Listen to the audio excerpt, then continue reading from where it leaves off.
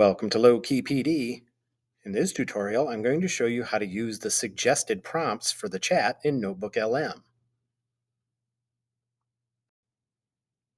So once you've got your sources set up and you're ready to use the chat in NotebookLM, if you're not really sure how to start, one of the things you can do is in this little chat box at the bottom are suggested prompts.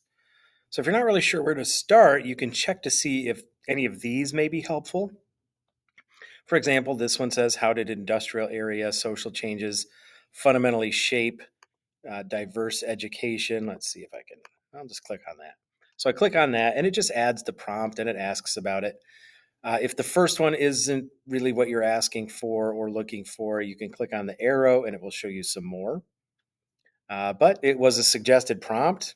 Maybe it's worded well, and there we go. We get a response here to how the industrial era social changes fundamentally shaped diverse educational philosophies and structures. That was the prompt that was suggested. That's what I put in. And notice I get a rather lengthy response here explaining all about it. So it's a good way to get started on a topic you may not be familiar with, and you may not understand what it is exactly that you want to ask the chat, and you just want to learn more about it. Don't forget to like and subscribe for more tech tutorials, and you can find my videos on YouTube by searching Low Key PD.